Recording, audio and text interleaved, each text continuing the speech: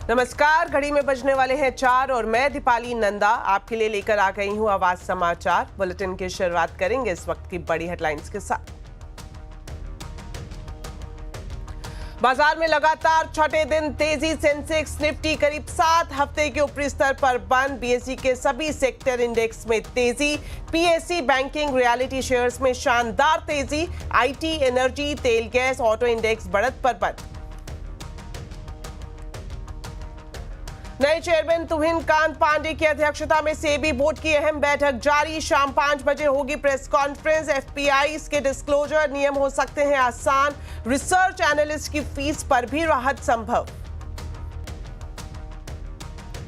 Health और life insurance के premium पर जीएसटी पूरी तरह से माफ होने के आसार कम। सूत्रों के मुताबिक ग्रुप ऑफ मिनिस्टर 5% जीएसटी की कर सकता है सिफारिश। सीएनबीसी आवाज एक्सक्लूसिव। नोट कांड में घिरे जज यशवंत वर्मा पर बड़ी सख्ती। जांच में फैसला नहीं आने तक किसी भी तरह के न्यायिक कार्य पर रोक। सुप्रीम कोर्ट के निर्देश के बाद दिल्ली हाई कोर्ट ने जारी किया सर्कुलर। महाराष्ट्र के डिप्टी सीएम एकनाथ शिंदे पर विवादित टिप्पणी के मामले में कॉमेडियन कुणाल कामरा पर एफआईआर दर्ज। शिंदे समर्थकों ने मुंबई में कुणाल कामरा का स्टूडियो तोड़ा। शिंदे समर्थकों पर भी केस दर्ज। नागपुर हिंसा के मास्टरमाइंड फहीम शमीम खान के घर चला बुलडोजर। घर के अवैध हिस्से को किया गया ध्वस्त। योगी ने 8 साल पूरे होने पर सरकार का जारी किया रिपोर्ट कार्ड। कहा, डबल इंजन की सरकार में यूपी का हुआ विकास। 2017 से पहले अराजकता का तांडव झेलने वाले यूपी में आज कानून का राज।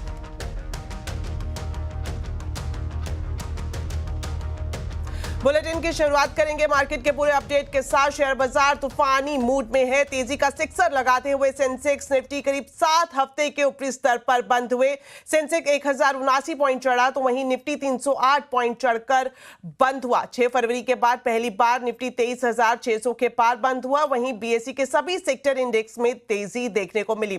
तो मार्केट का पूरा अपडेट अब जान लेते हैं कंचन से। तो कंचन, बताएं, आज धुआंधार तेजी दिखाई दी मार्केट में। किन स्टॉक में रौनक थी और कहां सुस्ती?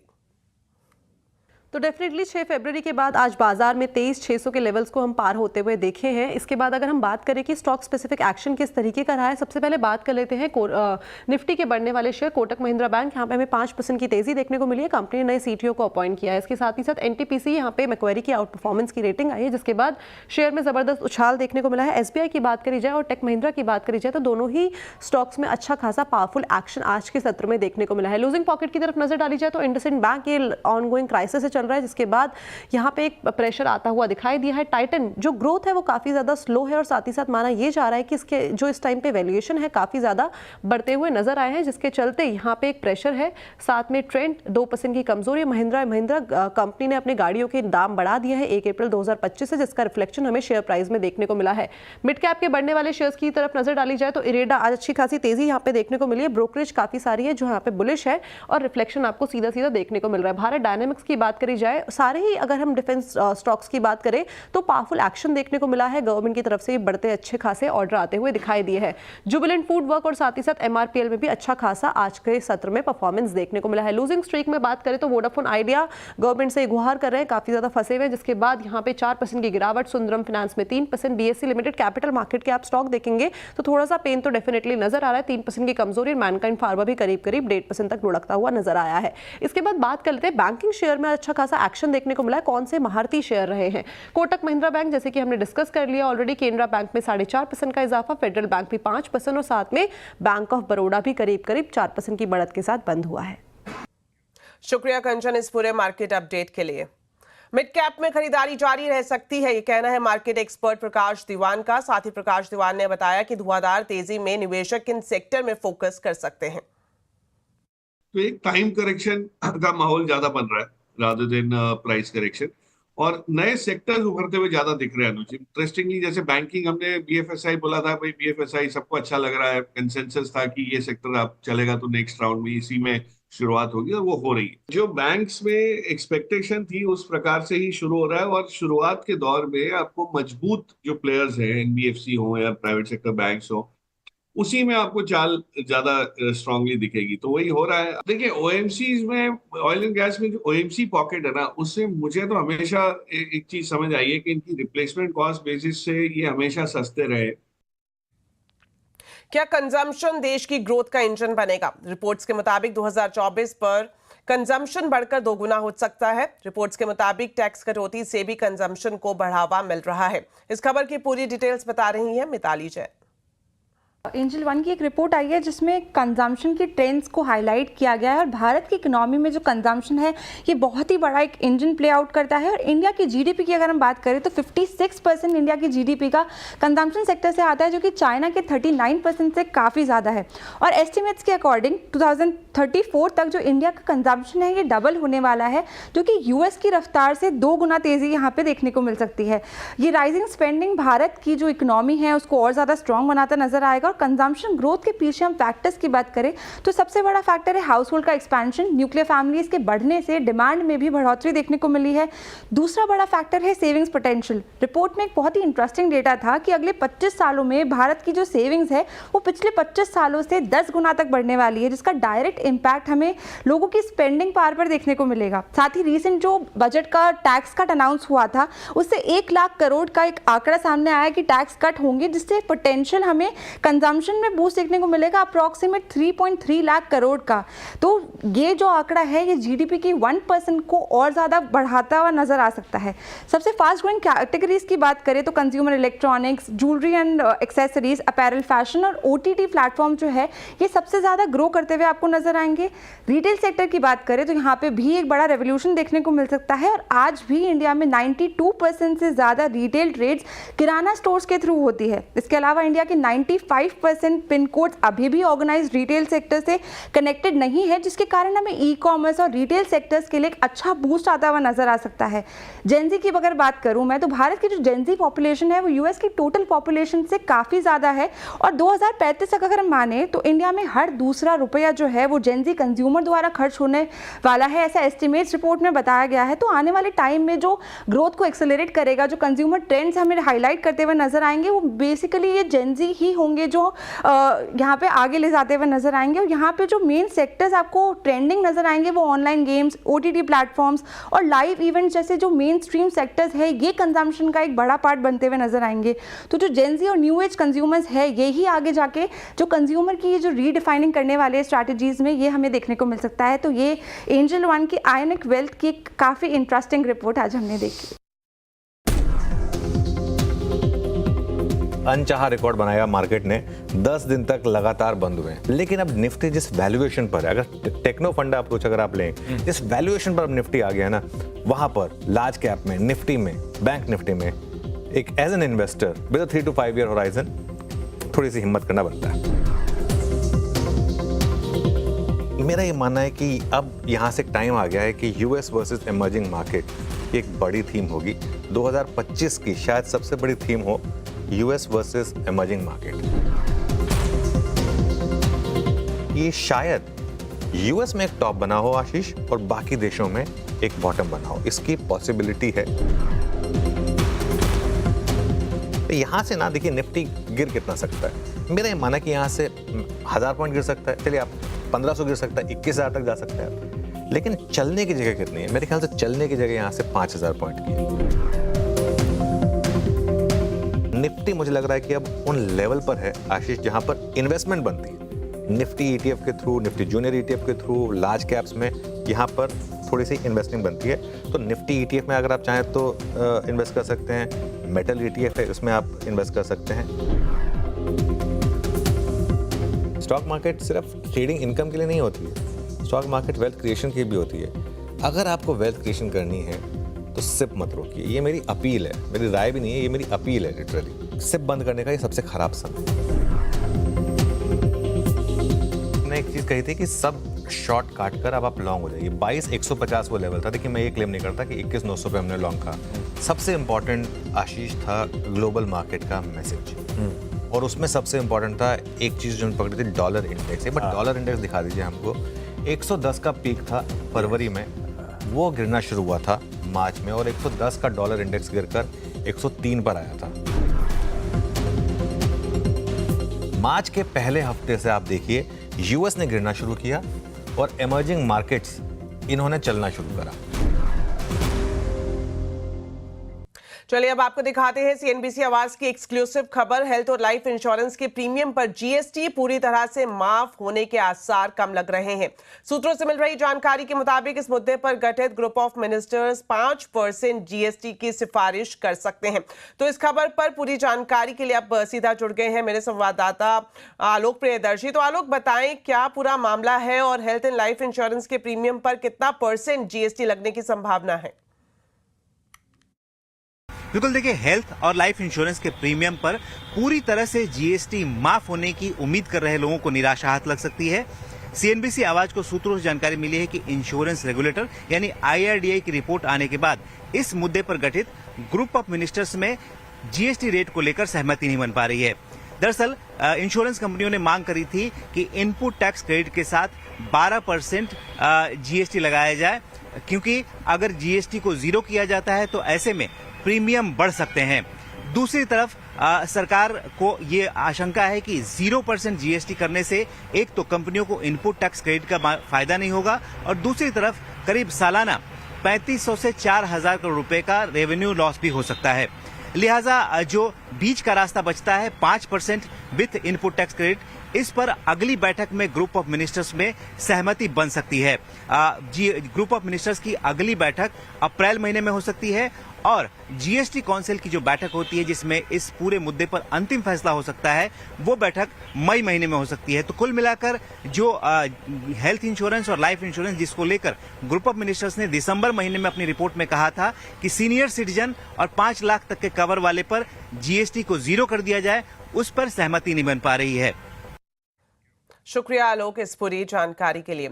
चलिए बढ़ते हैं आगे और आपको बता दें, दिल्ली हाई कोर्ट के जज यशवंत वर्मा के घर से 500 रुपए के जले नोटों का भंडार मिलने से जुड़ा मामला गर्माता जा रहा है। अब दिल्ली हाई कोर्ट ने नोटों की जस्टिस वर्मा के किसी भी तरह के न्यायिक कार्य पर रोक लगाने का फैसला लिया है। दिल्ली हाई कोर्ट ने सुप्रीम कोर्ट के निर्देश के बाद ये सर्कुलर जारी किया है। इधर सुप्रीम कोर्ट ने पूरे मामले की जांच के लिए कमेटी बना दी है। डिटेल्स लेते हैं असीम से। तो असीम, बताएं जस्टिस वर्मा केस में क्या पूरा अपडेट है? होली के दिन दिल्ली हाई कोर्ट के जस्टिस यशवंत वर्मा के घर पर आग लगी थी। आग को बुझाने के लिए फायर ब्रिगेड की गाड़ियां पहुंची। उन्होंने वहां पर मौके पर काफी सारा कैश देखा और इसकी रिपोर्ट्स भी मीडिया के अंदर आई। उसके बाद सुप्रीम कोर्ट ने एक कोलिजियम की बैठक बुलाई और उनका ट्रांसफर इलाहाबाद हाई कोर्ट के अंदर कर दिया। साथ ही साथ सुप्रीम कोर्ट ने दिल्ली हाई कोर्ट से भी हाई कोर्ट से इस पूरे मामले की जांच करने के निर्देश दिए थे।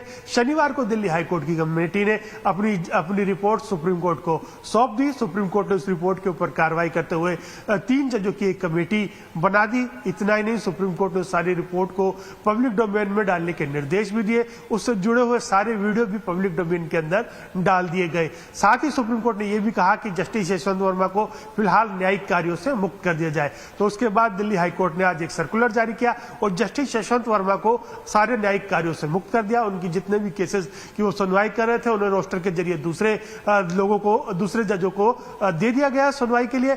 अब फिलहाल इस पूरे मामले की जांच 2 कमेटियां कर रही है। एक सुप्रीम कोर्ट ने 3 जजों की कमेटी बनाई है, वो इस पूरे मामले की जांच कर रही है। इतना ही नहीं, दिल्ली हाई कोर्ट की फैक्ट फाइंडिंग कमेटी भी इस पूरे मामले की जांच कर रही है। तो अब जब इन दोनों कमेटियों की रिपोर्ट सामने आएगी तभी असली सच्चाई सामने आ पाएगी। शुक्रिया असीम इस पूरी जानकारी के लिए। तो आज अड्डा में आज हम इसी पर चर्चा करेंगे। जज के घर नकदी करप्शन की मिस्ट्री 7:57 पर जरूर देखिए।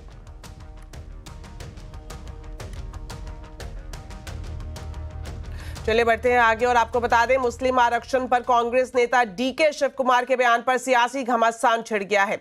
न्यूज 18 इंडिया के कार्यक्रम डायमंड स्टेट समिट में डीके शिव कुमार ने मुस्लिम आरक्षण के लिए संविधान संशोधन की तरफ इशारा किया, जिसके बाद यह मुद्दा राज्यसभा में उठा। राज्यसभा में पहले संसदीय कार्य मंत्री किरेन रिजिजू ने यह सवाल उठाए।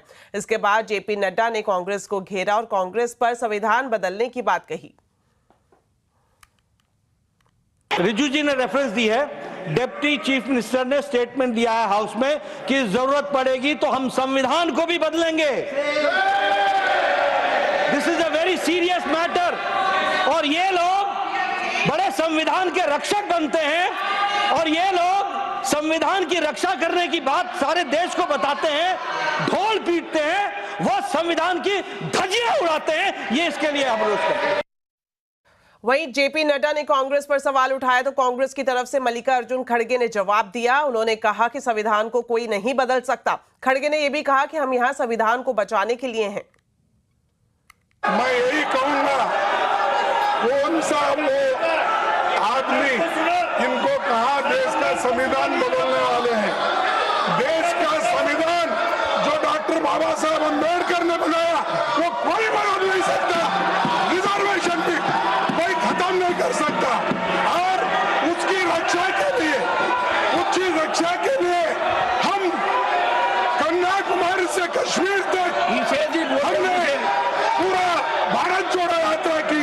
ये भारत तोड़ो करने वाले ये सब रिजर्वेशन के धज्जे उठाने वाले लोग।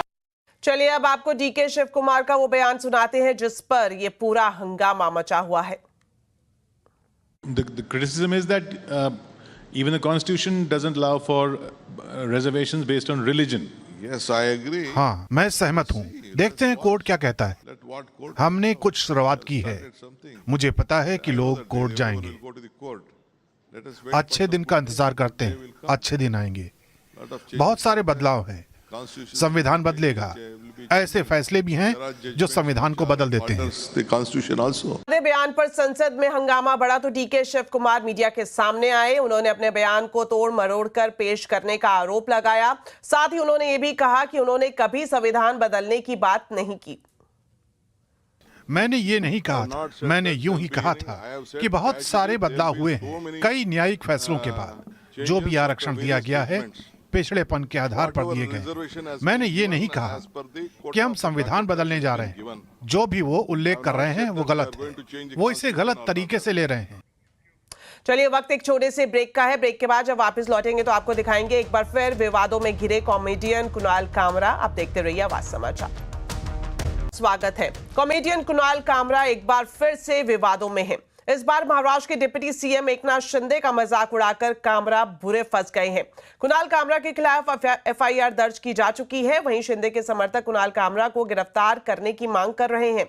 दरअसल कॉमेडियन कुणाल कामरा ने बिना नाम लिए डिप्टी सीएम एकनाथ शिंदे का मजाक उड़ाया है। वीडियो सामने आने के बाद शिंदे गुट के शिवसेना कार्यकर्ताओं का जो बड़ा तबका है वो भड़क गया और भारी संख्या में समर्थक कल देर रात मुंबई के हैबिटेट कॉमेडी क्लब पहुंचे। बताया जा रहा है कि यहीं पर वीडियो शूट हुआ था। शिवसेना समर्थकों ने स्टूडियो में तोड़फोड़ भी की है। तोड़फोड़ के बाद शिंदे समर्थकों के खिलाफ भी एफआईआर दर्ज कर कुछ लोगों को हिरासत में भी लिया गया है। वहीं आज दोपहर बीएमसी की टीम भी स्टूडियो में पहुंची थी और वहां अवैध निर्माण पर हथौड़ा चलाया।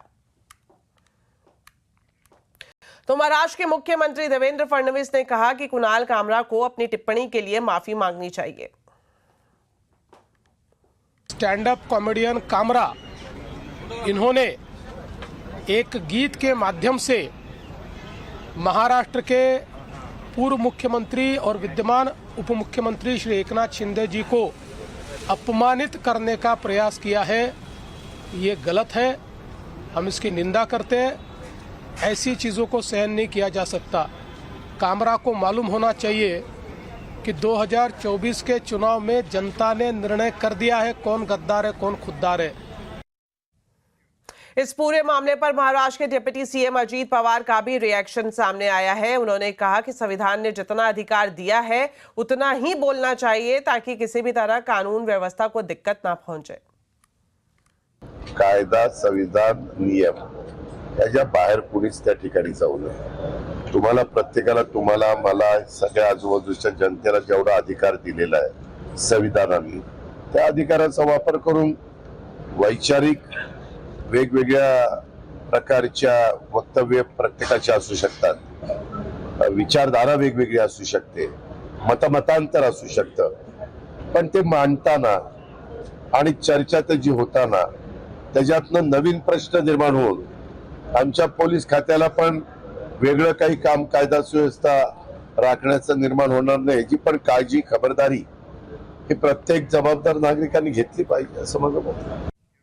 वहीं दूसरी तरफ महाराष्ट्र के पूर्व मुख्यमंत्री उद्धव ठाकरे के मुताबिक कुणाल कामरा ने कुछ भी गलत नहीं किया। उद्धव ठाकरे ने कहा कि सभी को ये गाना पूरा सुनना चाहिए और दूसरों को भी सुनाना चाहिए। कुणाल कामरा ने मुझे नहीं लगता कुछ गलत कहा है। गद्दारों को गद्दार करना ये किसी पर हमला करने की बात नहीं है। जो गद्दार है वो गद्दार है। इस हमले से शिवसेना का कोई संबंध नहीं, ये गद्दार सेना ने किया है। इसका कोई शिवसेना से लेना देना नहीं है। जिसके खून में गद्दारी है वो शिवसैनिक हो ही नहीं सकता। चलिए अब आपको बताते हैं आज के कंज्यूमर अड्डा के टॉपिक के बारे में। लिंक्डइन ने 2025 की उन टॉप स्किल की लिस्ट जारी की है जो डिमांड में है। तो कौन सी हैं ये स्किल्स और कैसे आप इन्हें हासिल कर सकते हैं, जानने के लिए जरूर देखिए आज का कंज्यूमर अड्डा शाम 5:57 पर।